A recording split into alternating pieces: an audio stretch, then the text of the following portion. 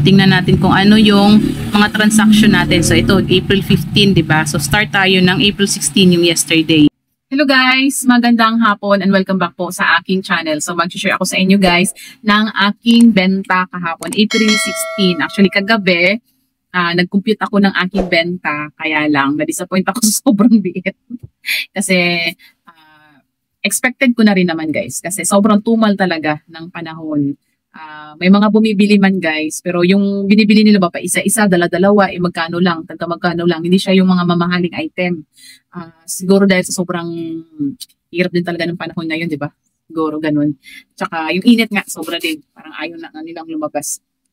Tapos yun nga, sabi ko, ba't ganito lang yung benta ko?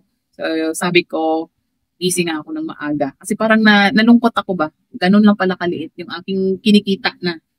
So, gising ako kanina guys ng alas 6 tapos nagbukas ako 6:30 kasi the usual na bukas ko na kasi ngayon guys.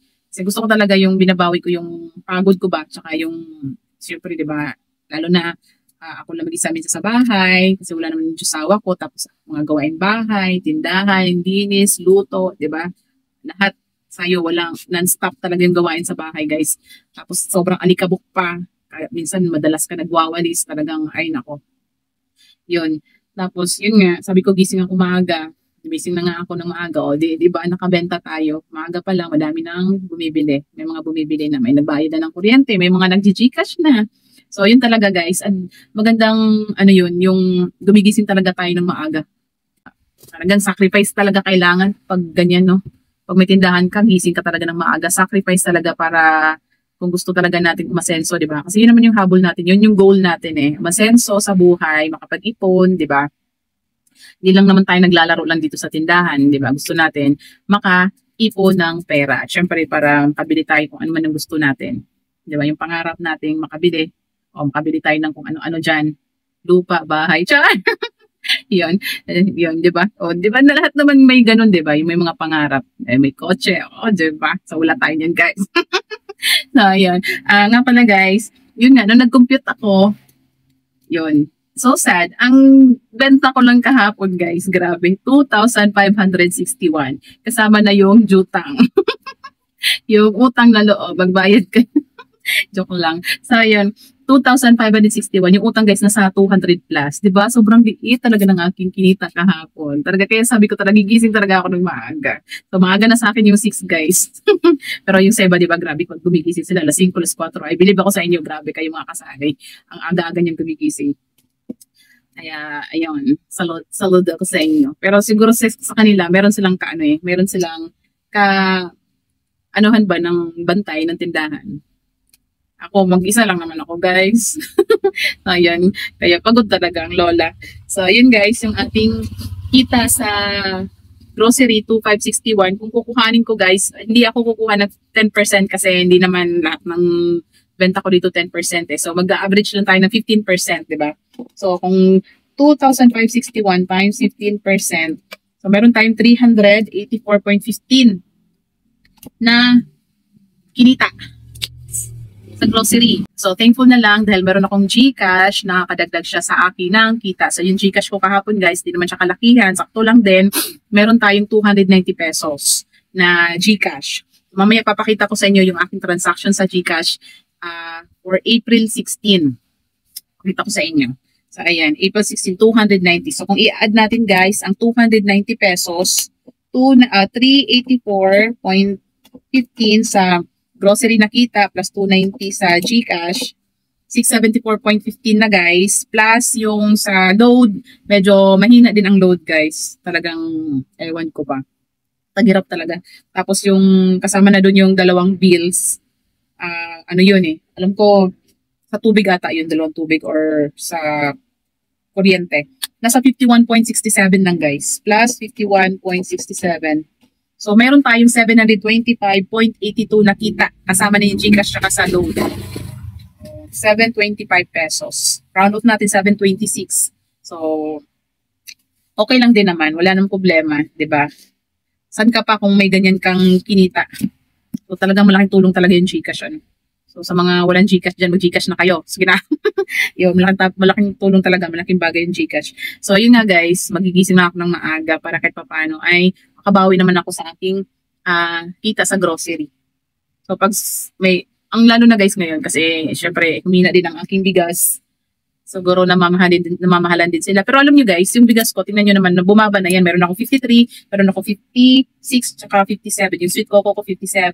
Tapos yung Royal Crown ko ng Hardica ay 56 na lang. Siguro sobrang talagang tumal. Siguro sa iba, ganun din naman, nakakaranas ng tumal. Madami naman guys, kasi kahit naman sa Facebook, yung mga kasari natin, dun sa group, talagang madami talagang nasasabi na sobrang tumal din talaga ng kanilang mga benta.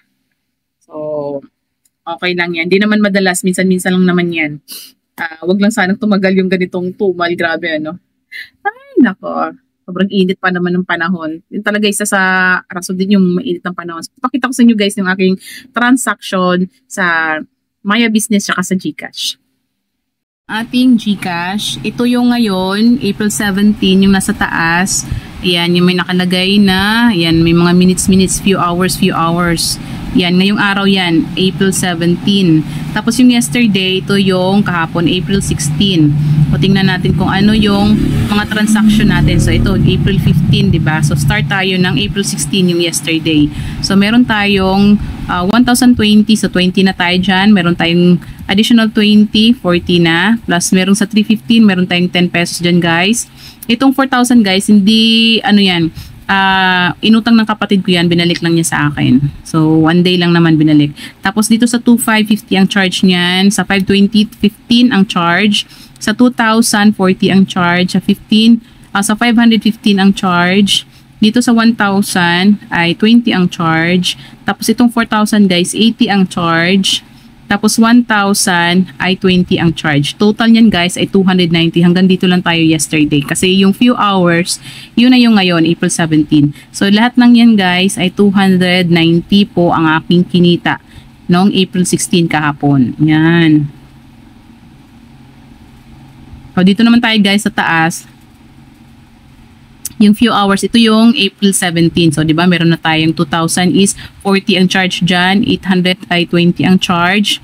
3,130, 70 ang charge dyan. Itong 1,250, 30 ang charge dyan. Itong mga to guys, ay hindi pa nakuha itong dalawa. So, meron 500 is 15 ang charge. Tapos 3,060 ang charge. Ito, you have sent akin yan guys. Ayan. So, sa mga tinatamad mag-monitor sa kanilang mga transactions kahit sa cash out lang guys, kung gusto nyo dito kayo mag-check sa inbox. Huwag nyo lang siyang bubuksan kung yung customer ay hindi pa niya i-claim yung kanyang pera. Pag na-claim niya, sa kanya yung buksan para nakikita nyo lang na yung amount na yan ay nakukuha na. Kaya lang hindi pa rin siya talaga ano guys, yung safe ba? Kailangan talaga meron tayong log para alam nyo kung sino yung kumuha, 'di ba? Para if ever man may kumuha pa ulit at alam mo naman na may kumuha na dahil meron naman talagang transaction, meron kang log, ay hindi ka maloloko, 'di ba? So ayan. So sa ano naman natin guys, dun sa Maya natin, punta tayo sa Maya, 'yan. So punta tayo sa transaction. Uy, nag-out siya. So lagyan muna natin ng password. Naka-ano to fingerprint. Ayan. So transaction guys. So, yun maliit lang ang aking kita dyan. Nasa 51.67 lang kahapon. So, dito tayo. Yan, April 17. Punta tayo sa 16. Medyo magulo ang ating camera. Ano? Yan, 16. So, maliit lang yung ating kinita. Sa load at saka sama na yung ating bills. Yan o, 96.03. So, ito ay ano to, EasySurf 99. So, meron less 96. Ang may bawas na siya guys, 96.03 na lang ang binayaran. So, yung bawas nung 99 ay akin po yun. Rebate. Tapos ito naman, sa 50, mayroong 1 peso and 50 cents na rebate. Tapos ang charge ko dyan guys ay 50 pesos. Sa 20 naman, ito 20 yan, mayroon tayong 60 cents dito. Yan. 2020 yan na load, may charge na 3 pesos. Tapos ito naman sa bills guys, lahat ng bills, pag below 1,000, 10 ang charge ko guys. Pag above 1,000, 20 na siya. Ayan. Tapos, ito naman yung rebate sa mga bills. 2 pesos, 2 pesos. So, yun nga guys, nasa ano lang siya, 51.67 lang yung ating kita. So, ayan. Itong sa taas, ito na yung ngayon mga nagpa-load at saka bills. So, ayan. So, yun lamang guys ang aking sinishare. Maraming salamat sa panonood. Paalam, bye-bye.